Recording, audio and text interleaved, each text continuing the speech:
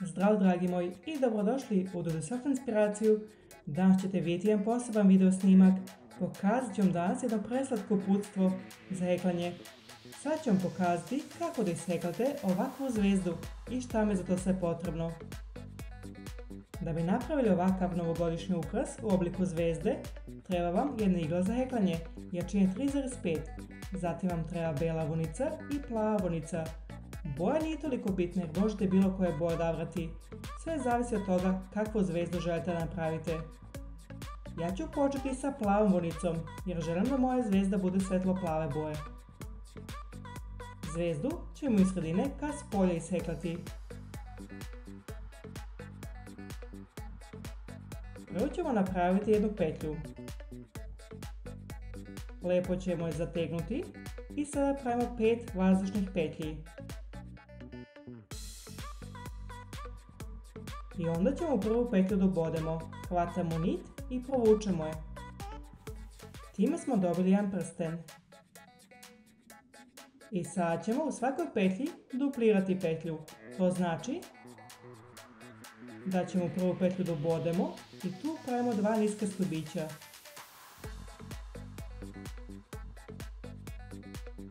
Onda ubodemo u sljedeću petlju i tu opet pravimo 2 niska stubića. I to ćete raditi jednom okolo, da biste na kraju imali 10 petlji ukupno. I kad ste napravili 10 niskih stubića, onda ćete u drugom redu svakoj drugoj petlji duplirati petlju. To znači da ćemo u prvoj petlji samo jedan nizak stubić isheklati, a u drugoj petlji pravimo onda 2 niska stubića.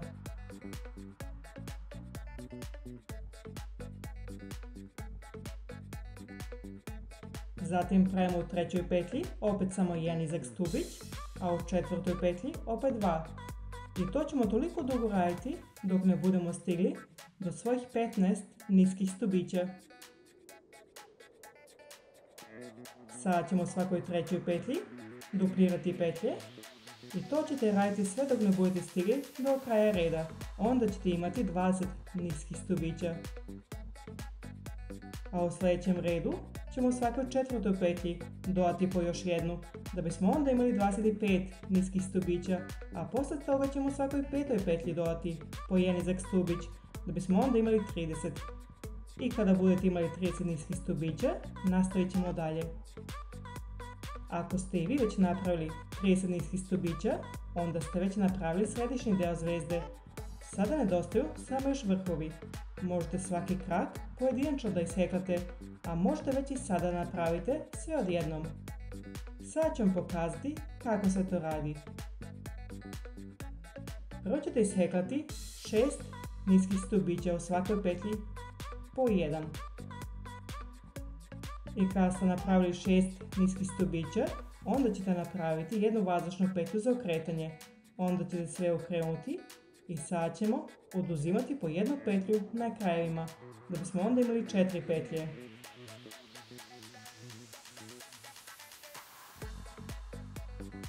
Petu i šestu petlju ćemo zajedno isheklati. Zatim ćemo opet napraviti jednu vazdušnu petlju, a u ovom redu ćemo ostati kod 4 boda. I kada ste stigli na kraju, onda ćete opet napraviti jednu vazdušnu petlju za okretanje. Okrenemo i sad ćemo opet 2 petlje oduzeti, da bi se onda imali 2 petlje umjesto 4, znači ubodemo u prvu i u drugu petlju. I onda zajedno provučemo. Onda ubodemo u treću i u četvrtu petlju i njih zajedno isheklamo. I opet pravimo jednu vazdušnu petlju za okretanje. Onda pravimo 2 niska stubića.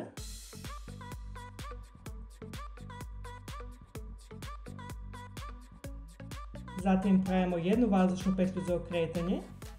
Preskačemo prvu petlju i ulazimo u drugu petlju. I tu pravimo jednu mrtvu petlju. Sve lijepo zategnemo i onda ćemo nit tu pozadi da isečemo. Sada možemo da izvučemo nit. Ovo je prvi krak od naše zvezde. I sad ćemo dalje nastaviti. Uzimam nit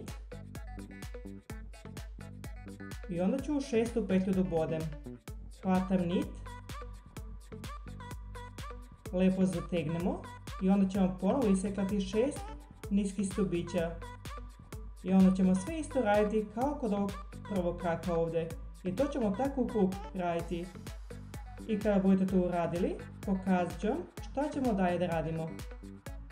Možete i svaki krak zasadno da isheklate ako vam je ovo previše komplikovano i možete naknadno da prešijete svaki krak, ali to prepuštam vama. I kada ste isekali vašu zvezdu, ona bi trebala otprilike ovako da izgleda. I ova zvezda vam treba 2 primjerka. Ja sam drugu zvezdu već pripremila, napravila sam još jednu, a sad ću pokazati kako ćemo dalje nastaviti. Uzet ću belu vunicu i jednu iglu za ušivanje, uzimam svoju zvezdu i sad ću belu nit po sredini da provučem.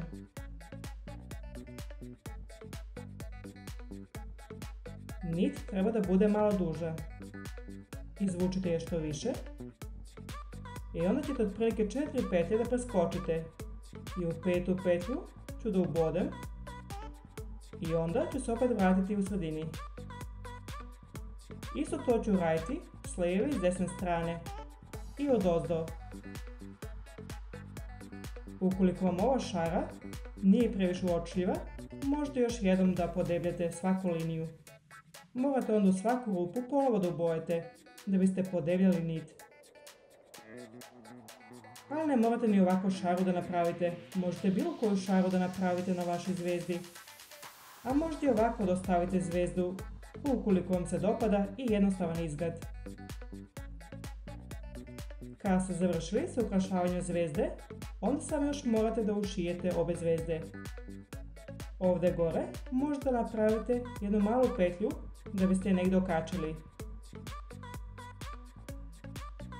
I kada ste ušili obe zvezde i kada ste ušili jednu malu petlju za kačenje, onda je vaš novogodišnji ukras u obliku božićne zvezde već gotov.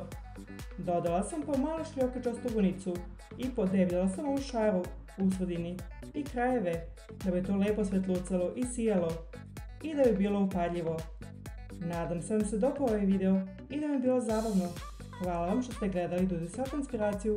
Ukoliko želite pogledati još video snimke, molim vas posjetite moj kanal i pretplatite se i podijelite ovaj video s vašim prijateljima. Vidimo se sljedeći put. Ćao!